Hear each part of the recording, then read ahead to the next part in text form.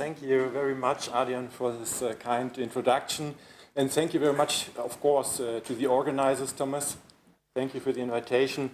It's a great pleasure for me to speak to you today. In 2001, the Berlin newspaper Tagesspiegel published an article by Jürgen Schmidt headed "Espionage, Mata Hari's Unsuccessful Boss." I would like to begin my presentation with a brief quote from this article. Schmidt's article is based on the findings of a book on Colonel Walter Nicolai that was published a short time before in Russia. Nicolai had been the chief of the German military intelligence of the Supreme Army Command, the OHL, Oberste Heeresleitung in German, from the spring of 1913 to November 1918. Quote, "On September 1945, Russian soldiers arrested a grey-haired elderly gentleman in his house in Nordhausen. The man, who had been known to his neighbors as a retired colonel of the Imperial Army, did not anticipate on that day that he would never see his relatives again. He could not know that his arrest had been ordered by General Serov of the Soviet military counter-espionage himself. Serov, also chairman of the Committee of the State Security from 1945 to 1948, had become aware of Nicolai through the book Total Espionage by German immigrant Kurt Ries. Ries scared his American readers with the smartly written book of 1941. In it, he described the functioning of a worldwide network of Nazi secret services. Although Ries referred to alleged inside information, his book was, for the most part, fiction. In any case, General Serov seems to have learned from this book that Colonel retired Nicolai must have been the grey eminence of the secret services of the Third Reich. These sentences hint at the aura of myths and legends that had developed around Walter Nicolai still during his lifetime and eventually led to the 72-year-old man's fatal destiny in 1945. After countless interrogations by the Soviet Secret Service in Moscow, the former chief of the Military Intelligence Division, the Abteilung 3B of the OHL, who in addition to military intelligence was also responsible for press and propaganda work, died in a Russian prison hospital in 1947. Before that, the Soviet Secret Service officers were quite surprised to learn that Nicolai had been anything but a big shot in a Nazi system. Rather, Nicolai's military and intelligence career had come to an abrupt end as early as in November 1918. Nicolai had been considered a loyal follower of Erich Ludendorff, who had formed the Third OHL together with Paul von Hindenburg in late August 1916. When Ludendorff resigned in October 1918, Nicolai's days were numbered and he was put on leave for political reasons. As chief of the military intelligence of the OHL during the war, Nicolai had taken action against anyone who, in his opinion, had been an obstacle to the interests of the OHL. This also included the top military and political circles. In the process, Nicolai created a continuously growing circle of arch-enemies. The most prominent political example was the initiator of the Reichstag Peace Resolution of July 1917, Matthias Erzberger, about whom Nicolai kept a personal file. Nicolai also had the German Crown Prince Wilhelm and his confidants spied on, for instance, Arnold Rechberg, an artist, industrialist, and publicist who had been employed in the staff of the Crown Prince as a reserve officer. In 1915, Nicolai had an inquest initiated against Rechberg for unauthorized efforts to achieve a separate peace with Paris, which eventually resulted in the latter's temporary commitment to a mental health hospital. In turn, Rechberg, who still argued in favor of political understanding with France and an anti-Bolshevist alliance after the war, later hardly missed an opportunity to participate in fierce journalistic attacks against Nicolai. They mainly argued about who was to blame for the defeat and Nicolai's alleged cooperation with the Bolsheviki during the war and with Soviet Russia after the war. In this context, Nicolai time and again appeared as a powerful and ominous intelligence shadowman. Having been dismissed from the army in February 1920, Nicolai was in fact excluded from the active reconstruction of the military intelligence of the Reichswehr. In the environment of the Reichswehr ministry, Nicolai was considered a persona non grata. Up into the Nazi period, Nicolai lived the relatively unspectacular life of a retiree. In the meantime, he worked as a consultant for the Turkish Secret Service at most. In addition to his political commitment on the national political right wing, the Stahlhelm and the Deutsche Nationale Volkspartei, he privately wrote 2 books in the 1920s and delivered papers on his experience as the chief of military intelligence of the OHL in the First World War. The Nazi state also discarded any idea of reactivating Nicolai. Admiral Wilhelm Canaris, who had been appointed the chief of the German Abwehr, counterintelligence service in 1935, stated in no uncertain terms that the old man was no longer of any use. Instead, in recognition of his former merits, Nicolai was offered a research job in Walter Frank's Reichsinstitute for History of the New Germany, where he worked until 1945. During this time, Nicolai also worked on his war memories. He left extensive war papers to posterity.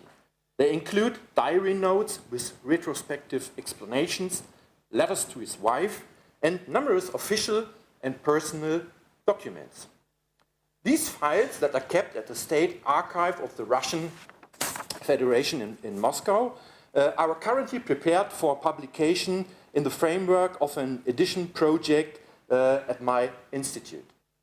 The war papers provide a profound insight into Walter Nicolai's field of activity, into the development of military intelligence, as well as into the press and propaganda work, into the relationship between the military and political leadership, and not least into the internal workings of the OHL, including its internal decision-making processes, but also the formation of cliques and resentments between the officers, a topic that has been rather neglected so far in research. Ladies and gentlemen, these extremely interesting war papers explain who Walter Nicolai really was beyond all the myths and legends. Until he was put on leave in November 1918, Nicolai had for more than 5 years been at the top of the military intelligence of the OHL, which was the General Staff of the Field Army and its chief in the Imperial Great Headquarters. As chief of division, sorry it's only in German, I hope you can recognize a little bit of it, as chief of a division in the OHL, Nicolai constantly moved in the circles of the most important decision makers of the German Empire during the war. In such a context, it soon became obvious that Walter Nicolai, who had joined the military as a cadet, was primarily a Prussian general staff officer through and through. From the very beginning, he led and energetically expanded military intelligence according to military aspects to conform with the objectives of the OHL. He was not only able to rely on his extensive proficiency in foreign languages, but also on his previous experiences as an intelligence officer with the 1st Army Corps in Königsberg before the war. At the beginning of the war, the chief of the General Staff, Helmut von Moltke, unexpectedly tasked him also with the very unfamiliar field of press and propaganda work for the OHL. In October 1915, the War Ministry established the War Press Office in Berlin. This agency was directly subordinate to the OHL and was given instructions by 3B and Walter Nicolai. The task of the War Press Office was to organize censorship efforts carried out by the individual military commanders in Germany, as well as to influence the press and the public mood in the spirit and for the information of Nicolai and the OHL. During the war, the military commanders were the deputy commanding generals in the individual army corps districts in Germany. In Bavaria, it was the war minister. They were responsible for the executive power. In order to better coordinate the work of the War Press Office with the intelligence division of the Foreign Office and to ensure the influence of the OHL on propaganda abroad, the military agency of the Foreign Office that was newly established in July 1916 was also subordinate to 3B. Furthermore, the original military intelligence was considerably expanded as a result of the establishment of the domestic intelligence service which focused on political and economic aspects of the war. In mid-1916, Nicolai was at the top of 3B in the great headquarters of the emperor, like a spider in his web. He had a continuously growing intelligence and propaganda machinery at his disposal, comprising the battlefields, the occupied territories, and the home front. Between autumn 1915 and summer 1918, the number of officers in the division more than doubled from 77 to 188. At the same time, Nicolai had shifted the focus of his work from military intelligence to an intensification of the press and propaganda work of the OHL, especially as the ban on the public discussion of war aims was lifted on the initiative of his new superior Erich Ludendorff in November 1916. This culminated in the introduction of an extensive program for propaganda and recreational support of troops entitled Patriotic Instruction, Vaterländischer Unterricht in German, in the summer of 1917. With this, Nicolai and the OHL responded directly to the Reichstag peace resolution in order to enforce their own course towards a victorious peace at the front and at home. 3B turned into the central military agency on all issues of psychological warfare, as Wilhelm Deist aptly states. Nicolai himself now acted as the chief press officer of the OHL. Nevertheless, the eventual immense increase in tasks and responsibilities of 3B should not give the impression that Nicolai had achieved a quasi-dictatorial monopoly position. He was and remained only one part of different centers of power in the political and military leadership of the German Empire. Even the Third OHL, with its tendency to extend its power to the political sphere, was unable to completely change this.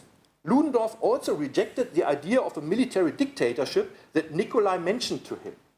For the time being, things should be, quote, stay as they were, was Ludendorff's friendly advice to Nicolai. Until October 1918, the German Empire continued to be an authoritarian, albeit decentralized federal constitutional state. Consequently, Nicolai did not have any executive and legal authority in his function. His actions always took place in the context of a number of cross-functional and competing government and military authorities, agency and representatives. Local press censorship, post-monitoring and the coordination of the local police continued to be a responsibility of the military commanders as the executive powers during the war in Germany. 3B played an active advisory role which Nicolai constantly tried to expand, for sure. After all, public opinion could be manipulated only to a limited extent since press products of neutral states continued to be freely available in Germany. Furthermore, in addition to the Foreign Office, the German Imperial Navy also operated an independent intelligence service concerned with Great Britain. For Nicolai, it was only Russia and France.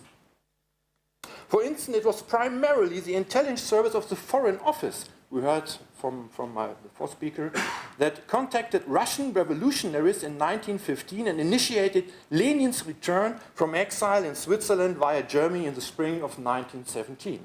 In his war papers, however, Nicolai largely keeps silent about such dubious intelligence operations. He only knew of Lenin that he had been, quote, the immigrant Ulyanov living in Switzerland. Nicolai also kept a low profile when it came to information about 3B agents, except for personalities who later had already been disclosed to the public, such as the famous Austrian Baron August Luger von Rastenfeld, who operated in Paris, and the famous Dutch striptease artist Martha Hari. The existing war notes do not shed much light on what Nicolai really knew, suspected, and anticipated in detail. Obviously, in order to avoid the impression of being suspected to have failed, he often repeats in his papers that his service, quote, was never surprised by anything. No wonder. It is clear, however, that within the OHL, 3B was at best a supplier of military intelligence. The evaluation and operational exploitation of the data, however, was the task of the actual Nachrichtenabteilung. It's difficult to find an English translation. I call them assessment Abteilung maybe, or assessment division. And from May 1917 on, of the Foreign Armies Division, the Abteilung Fremde Heere in German, and its Chief Major Leopold von Rauch. Thus, Nicolai did not even hold an outstanding position within the OHL itself. Although he directly advised Ludendorff on press and propaganda issues, he got into conflict with the chief of the Operations Division II, Colonel Max Bauer, who over domestic issues several times. Bauer was primarily responsible for the war economy. Although both chiefs of the division hardly differed in their reactionary, anti-parliamentary and nationalist worldviews, Nicolai despised the dodgy Bauer with his propensity for intrigue behind the scenes. None other than the Chancellor Bethmann Hollweg had become a victim of these intrigues in July 1917. In early September 1918, Nicolai was forced to acknowledge with embitterment that Bauer pushed for his dismissal and did not even shy away from removing Ludendorff and Emperor Wilhelm. Bauer was in cahoots with certain circles of society, and he chose methods that Nicolai deeply resented due to his self-image as a Prussian officer. In this context, a recurrent theme of Nicolai's war papers became obvious. Nicolai defined himself primarily as a loyal subordinate, at the same time protector of his superiors. His first priority was to preserve the reputation and position of the Chief of the General Staff and the OHL during the war, for matters of official interest and in order to ensure military victory at all costs. In the process, he earned the respect of his senior superiors. Although he unconditionally supported his superior in explosive leadership crisis between Falkenhayn as Chief of the General Staff and Hindenburg and Ludendorff as Supreme Commander of all German forces in the East, Oberost in German, in 1915, Ludendorff kept Nicolai in office even after the resignation of Falkenhayn in late August of 1916. Attempts of the first General Staff Officer with Oberost, Max Hoffmann, and Ludendorff's wife to remove Nicolai from his position failed. They were part of the circles surrounding Arnold Rechberg and Matthias Erzberger. Nicolai suspected these circles, together with high-ranking diplomats and representatives of nobility, of engaging in conspiracies against the objectives of the OHL, and therefore he had them permanently surveyed, for example by post-monitoring. In individual cases, even arrests were made. In this respect, Nicolai paid particular attention to the staff of Crown Prince Wilhelm, which often greatly incensed the latter. The married young heir to the throne's easy way of living with his numerous love affairs greatly annoyed Nicolai, who himself came from a religious Protestant family. He not only had the, from this point of view, insane Arnold Rechberg removed. In 1916, he had also another officer from one of the most genteel Franconian noble families dismissed, who had been denunciated by a subordinate for illegal homosexual acts. When the dubious French mistress was suspected of espionage, Nicolai himself openly threatened the heir to the throne in August 1918 that he would resort to the authorities of his superiors, which he had previously avoided. In many other instances, Nicolai, however, did not shy away from informing even Ludendorff himself to breaches of duty. Nicolai generally tended to diligently report an official misconduct of officers in his field of work in order to institute a court-martial inquiry against the person concerned if necessary. Ladies and gentlemen, this conduct might be considered a loyal fulfillment of task and obligation, but there's also a certain amount of bureaucratic and unworldly narrow-mindedness to it, and that has nothing to do with any prejudice that the person judging from the present might have. It is not accident that as early as late 1917, a naval officer referred to him as a person whose, quote, horizon is limited. Nicolai's world remained small within the military and was limited to the conduct of Prussian officer who was correct in duty, but also arrogantly displayed lordly behavior. Tellingly, in his opinion, politicians were, for the most part, scheming, quote, weaklings who shy away from making decisions. Everything outside his world was per se suspicious and needed to be fought against. He was hardly different from his superiors Ludendorff and Hindenburg, who did not have any grasp of domestic problems and the increasingly desperate situation of the German Empire. His way of looking at things was quite simple. There is no reliable truth, and where knowledge ends, the firm belief in victory has to begin. The same was true in his role as a chief press officer regarding the inability to deal with pluralistic process of opinion formation and decision-making in politics and society. It was not for nothing that in the eyes of the public, Nicolai represented the OHL controversial political repressive phase, as Markus Pöhlmann, my colleague, aptly stated. Certainly, Nicolai provided his leadership with important information in the field of military intelligence. However, he was nothing more than a loyal informer of his superior, who left it to the latter's responsibility and decision, quote, whether to believe the intelligence service or not. Beyond all the future exaggeration of his arch-enemies or of someone like Kurt Ries, it is quite possible to find in him some traces of a mysterious Shadowman of the intelligence service. According to his war notes, Nicolai was and remained a narrow-minded Prussian bureaucrat in uniform, or a little show-off, as one of his staff members later referred to him. Thank you very much for your attention.